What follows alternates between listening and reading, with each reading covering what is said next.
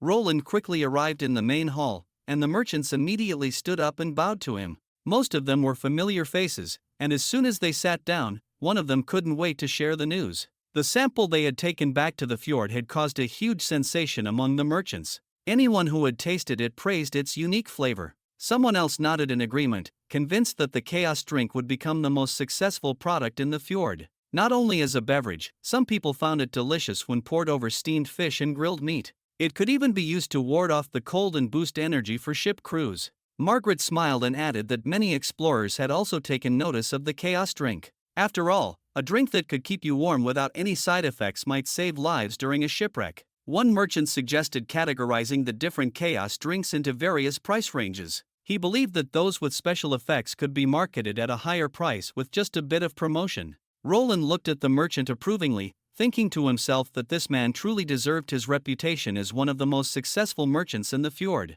Recognizing the diverse nature of the product from just a few samples, he knew that separating them by their unique properties for pricing would maximize their value. Roland was pleased to hear about the positive reputation in the fjord and decided it was time to proceed with the next step of their contract. The merchants nodded in agreement, but before moving forward, they required a deposit of 30%. One of the merchants, grinning, mentioned that his ship was empty except for the craftsmen and sailors, filled only with shiny gold coins. Roland laughed heartily and then led everyone to inspect the goods. They arrived at a building and descended the stairs to the basement. Rows of wooden racks were neatly arranged, each holding barrels of chaos drink that Roland had promised to supply. This time, they could take a total of 100 barrels, all prepared by Roland. If the inspection went smoothly, he would arrange for them to be transported to the dock. "You're not going to let us taste it first?" one of the merchants asked in surprise. Roland smiled and explained, "Chaos drink isn't like wine. Some of the drinks can indeed be stored for a long time, but that doesn't apply to every type. Therefore, after brewing, the first thing they do is sterilize and seal them." The merchants were a bit puzzled, so Roland elaborated, telling them these drinks, just like normal food, which can spoil, sterilization prevents that. They don't need to understand the details, just know that once a barrel is opened, the drink inside won't stay at its best for long. After explaining a few more details, Roland noticed Jammer still seemed hesitant. The merchant pointed out that since each batch was different, some flavors might be better than others. He asked if they could divide all the drinks into 4 parts before sealing, so they wouldn't have to worry about variations in taste. Roland thought about the added workload this would mean for Soraya and Lily, doubling their tasks with no clear benefit for him. He shook his head and explained, sterilizing and sealing isn't an easy process. As for the flavors, what might not be popular in one city could be a hit in another. The merchants didn't know what to say. Roland smiled and concluded that, at the end of the day, the focus shouldn't be on the taste. Their job is to fully develop each flavor and find the right buyers for them. The merchants eventually accepted Roland's plan. After all, no one wanted to back out, and they had to admit Roland had a point. They began to inspect the barrels, some even sniffing them. While they were busy, Roland patted Margaret on the shoulder and quietly suggested she choose a few barrels from sections 10 and 24. Margaret looked surprised and was about to say something when Roland smiled and said, "Consider it a thank you gift. If it weren't for the merchants she brought over a couple of years ago, it might have taken years for the Western Territory to reach where it is today." Margaret smiled and didn't refuse. She also had good news for Roland. Her old friend Hogg was planning to visit the Western Territory in the next few days, and from his letter, it seemed that he would bring a few others over as well. This is because Roland's machines had become well known in the central regions of the kingdom. Margaret chuckled and mentioned that Roland's factory was about to get very busy very soon. Roland stroked his chin, thinking this was indeed good news. As he returned to his office, he realized that soon, if the merchants wanted to craft their own machines, then all of them would be buying raw materials, processing equipment, and key components from Neverwinter. Perhaps it wouldn't be long before Neverwinter reached new heights. Roland informed Barrett standing beside him that they might need to build a few more factories. Meanwhile, back to Tilly, she was writing a letter to Camilla. She couldn't help but ramble on as if she were writing a family letter. She talked about everything from the months of the demons to the Victory Day celebrations, to Hot Pot, and the various delicacies of Neverwinter. In her letter, she talked about how there were no distinctions between City Hall officials, the Witch Union, or the common folk. Such a scene would have been unimaginable in the past. Tilly smiled as she wrote. She was aware that war was looming that would determine everyone's fate. This only made the current joy all the more precious. The real purpose of her letter was to tell Camilla that Neverwinter was an incredible place. Tilly knew she might not be able to change Camilla's mind on the nobility, but she hoped Camilla could visit and see it for herself instead of feeling trapped by her duties on Slumbering Isle.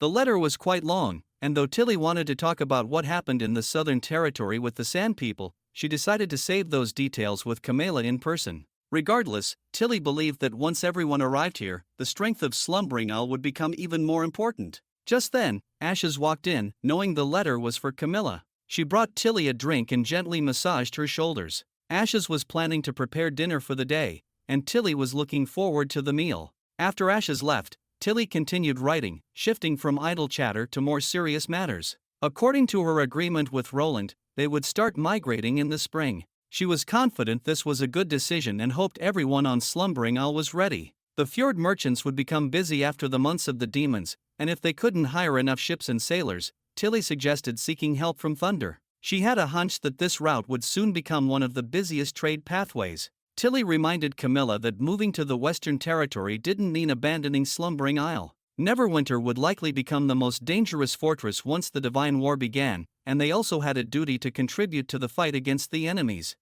If the worst happened and the Western Territory fell, their only refuge would still be the fjords and Slumbering Isle. With this in mind, she urged Camilla to take care of herself. She signed the letter and set it aside. After finishing the letter, Tilly let out a long sigh. Camilla had originally been part of the old royal capital's nobility and was well aware of the dirty deeds among the aristocracy. From their previous talks, Tilly sensed that Camilla was leaning towards staying on Slumbering Isle indefinitely. While Slumbering Isle was crucial to them, Tilly hoped everyone could come to Grey Castle and experience a normal life. Of course, this letter might not completely put Camilla's mind at ease, but as more witches came to understand the Western Territory, Tilly believed Camilla's initial views would eventually change. Tilly stretched and rolled the letter into a tight scroll, securing it with a thin string. At that moment, her office door opened, and Honey walked in. Seeing the 5 or 6 scrolls on the desk, clearly, all were supposed to be sent to Slumbering Isle, Honey was startled. "Isn't this a bit too much?"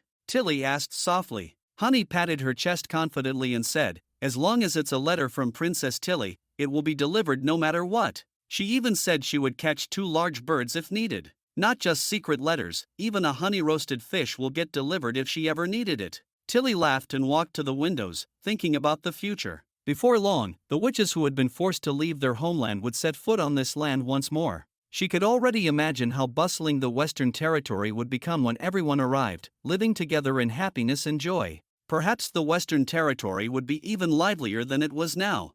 In the witch's building, Broken Sword rubbed her eyes, stretched, and slowly got out of bed. She put on her daily clothes and went downstairs, where breakfast was already prepared. She greeted Annie at the table and asked her if she was going to the factory today. Annie, who always got up the earliest, had almost finished her meal. She drank the last of her soup and explained that some parts couldn't be made by the workers because they were too big for the machines. They had to be assembled from small pieces of iron. This used to be Anna's job, but now it had been handed over to her. However, today was a special day. Annie reassured Broken Sword that she would finish her work early and be there on time. Broken Sword nodded happily and said she would take care of Hero in the meantime. After breakfast, Broken Sword fetched a basin of hot water and went into another room. To her surprise, Hero was already awake, sitting up in bed and gazing at the outside. Hero smiled and greeted her, apologizing for needing her help again today. Broken Sword brushed off the apology, saying no one minded at all. She added with a smile that perhaps after today, Hero might be able to do these things herself. For a moment, a hesitant look flashed across Hero's face. Her body trembled slightly as she looked at her stumps. She had forgotten what it felt like to walk, even in her dreams. She grew more emotional as she spoke, tears streaming down her cheeks. For her, even in her dreams, she could only crawl. Broken Sword moved closer, gently cupping Hero's face in her hands, offering words of encouragement. Then she patted Hero's cheek lightly and asked her to stretch out her legs. Over the past few months, the Witch Union had been trying to find a way to help her heal. Unlike a few months ago, the stumps from her severed knees had grown significantly. Initially, even Nanawa's healing abilities couldn't achieve full limb regeneration. In her memories, Roland had called everyone over and gently patted Nanawa's head and pointed to Broken Sword, saying there was still a chance, encouraging Nanawa not to give up. At the time, Broken Sword had been quite confused. It turned out that Roland wanted to utilize Broken Sword's ability. When she transferred into a dagger and held by Nanawa, her healing abilities were significantly enhanced. The next step was to create a wound on Hiro's leg, allowing Nanawa to use her power. However, even with Broken Sword's magic, Nanawa could only heal for about 10 seconds at a time. The process was grueling as Hiro had to endure the pain repeatedly, making the task incredibly challenging. Soon, the entire witch union sprang into action. Leaf created a pill that could be used for anesthesia, so Hiro wouldn't feel the pain. Anna took charge of making the incisions, allowing Nanawa to focus solely on healing. With Spear's support, they didn't have to worry about running out of magic. Though it required a tremendous amount of magic, with everyone's help, the recent treatments have made significant progress. If all went well, Hiro would regain her legs by the end of today. Thinking about this made her into a joyful smile. Arriving at the medical center, Hiro became more nervous as most of the Witch Union members were gathered there. Wendy smiled and told her that Roland and everyone were already waiting for her inside. Broken Sword was a bit surprised to hear that even His Majesty Roland had come over today. Rem pointed at Lily and said, "Of course, he did. The only person who could pull Lily away from her microscope and strange bugs is His Majesty." Lily quickly covered her mouth, and Wendy chuckled. Seeing the mood lightened a bit, she then urged everyone to go inside. Broken Sword pushed Hiro's wheelchair into the room and greeted Roland before carefully lifting Hiro onto the bed. Hiro was still quite nervous, perhaps waiting for someone. But just then, Annie arrived. She held Hiro's hand and reassured her, promising to stay by her side throughout the procedure. Hiro then took the pill and fell asleep. Broken Sword then transformed into a surgical knife. Spears linked the Leaf who had the most amount of magical energy to Nanawa. Because of the sudden surge of magical energy, it also impacted Broken Sword. However, she hung in there. Anna gently lifted Hiro's leg and made the incision. Nanawa immediately began using her ability. Veins, nerves, bones, muscles, and skin were slowly regenerating. After half an hour, both Nanawa and Broken Sword were leaning against the bed, completely drained and panting heavily. Several hours later, as the effects of the pill wore off, Hiro slowly opened her eyes. Wendy asked her if she could feel anything. Hiro sat up slowly, and suddenly, her toes twitched. She stared at her legs, tears welling up in her eyes. She kept saying thank you, eventually choking on her words. Annie leaned down to hug her, and Hiro burst into tears in her arms. Roland quickly received the news. He was overjoyed for Hiro, and the successful operation also confirmed something significant about Broken Sword's ability. Just as he expected, it could enhance what he called the absolute threshold of a witch's powers. He hypothesized that every witch had limits to their abilities. For example, Hummingbird could reduce the weight of objects, but only to a certain extent in duration. Nanawa could regenerate severed fingers from an explosion but not entire limbs. Broken Sword, however, could extend these limits. Reading Wendy's report, Roland realized that when Broken Sword merged with other witches, most experienced a boost in their abilities. He smiled and thought that Broken Sword would soon become one of the busiest witches in Neverwinter. Suddenly, there was a knock on the door, and a guard entered. It was a message from Kyle, asking Roland to head to the laboratory. The task Roland had assigned to him was complete. Roland quickly stood up upon hearing this and quickly headed over. Arriving at the laboratory, soldiers were stationed everywhere. In the office, Kyle was carefully pouring a green liquid into a purple one. When Roland entered the room, he couldn't help but take a deep breath. This was the beautiful scent of gasoline. Kyle stood up and saluted Roland, excitedly telling him that Roland was right. The black water was indeed composed of multiple substances. He had been experimenting and discovered that distillation could separate them. Showing him the tube, and saying the green liquid he had just produced could explode when ignited. Roland nodded in satisfaction. Seems like it was possible to separate out combustible oils. He patted Kyle on the shoulder and instructed him to find a way to produce it on a large scale. Kyle was confident and ready for the challenge. Meanwhile, a man was walking down the street, humming a tune and feeling increasingly content with his life. His farm now employed 100 workers, and he had nearly 10,000 chickens and ducks. Feeding them required a vast amount of feed and worms daily. He felt proud of the nickname he had earned, the Chicken and Duck Knight. He used to be a knight, however, surrendered to Roland a couple of years ago. But he never looked back and loved what he was doing now. He never wanted to be a knight anyway. Farming was his real passion. Laughing heartily, he walked into the city hall. One of the officials saw him and mentioned that His Majesty was looking for him. Though unsure why, he remembered the recent meeting and wondered if Roland had learned of his achievements and wanted to commend him as an example. He excitedly rushed to the castle. Shortly after, he followed Roland to a different place. Upon seeing the massive underground structure, he was stunned, wondering if such a feat was possible by human hands. As he approached the massive gates towering above him, he recalled Roland telling him that there was a secret mission and that if he accepted it, he couldn't share what he saw with anyone. He didn't even hesitate and readily took on the responsibility. As he slowly walked through the doors, a few tall and muscular god punishment witches walked over. One of them glanced at him, causing him to step back in fear. One witch pointed at him and asked Roland, "Is he really up to it?" Roland shrugged, wasn't sure himself either, but thinking it was better to gradually reveal the truth than to keep hiding it. Smiling at the chicken and duck knight, Roland understood that his people would inevitably learn about this. He decided to start with the officials of the city hall. The god's punishment witch nodded and waved her hand. Suddenly, small rocks fell from above, followed by a dark shadow descending from the ceiling. A monstrous creature with multiple tentacles and a single eye landed before him. The sight was so terrifying that he nearly screamed, his legs giving out as he dropped to his knees. "Is this a demon?" he thought in horror. Beside him, Roland smiled and waved at the creature. "Hello, Pasha," he greeted. The creature responded while bowing to Roland. "How are the worms?" Roland asked. "Their numbers have increased significantly. As long as there are enough mushrooms, they seem to keep eating. Seems like they're easy to care for." Hearing them talking, the chicken and duck knight stared in disbelief as Roland and the monstrous being chatted casually. Roland introduced Pasha to him, explaining that she was once a renowned lord. The knight was stunned, and in the next moment, Pasha's tentacle touched his head.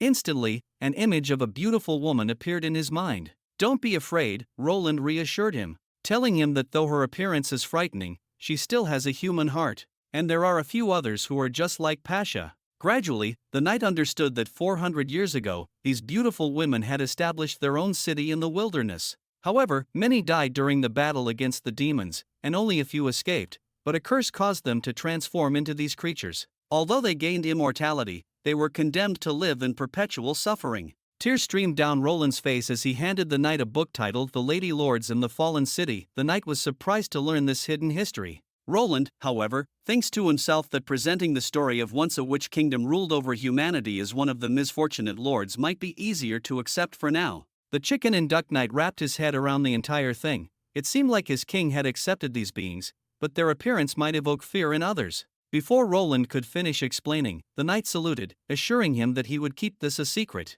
He understood that Roland's trust in him was a great honor, and he was determined to live up to it.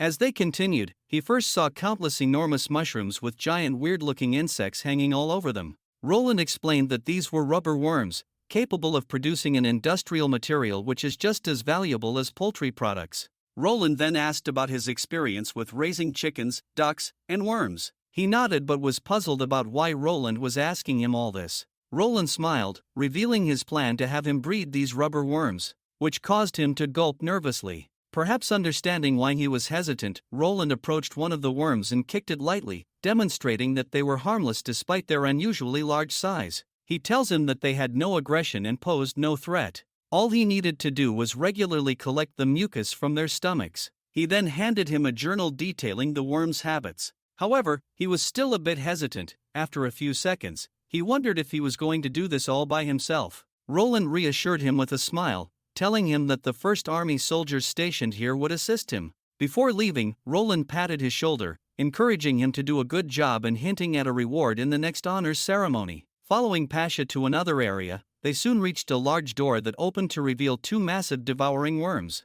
One of them spoke excitedly, "Your Majesty, do you remember us?" Roland smiled, recognizing they were Jasmine and Rhonda. One of them nudged the other, reminding her about her manners, saying, "Even if our bodies are different, we are still Takira." Before she could finish, the other worm cut her off while adding, "You mean Takira worms?" causing the other to retort saying they are witches, not worms. The two then began to bicker as usual, just like old times. Seeing their familiar banter, Roland felt much more reassured. After learning that they had just returned to Neverwinter and had successfully undergone the transformation, the two of them wished to see Roland before going into hibernation. Pasha apologized for any disturbance. However, Roland didn't mind it at all, since he had also been concerned about their well-being. He was happy to see them doing okay. He then asked why they needed hibernation. Rhonda explained that the carriers consumed too much energy, so they would need a lot of food without hibernation. For the usual excavation work, Fran alone was enough.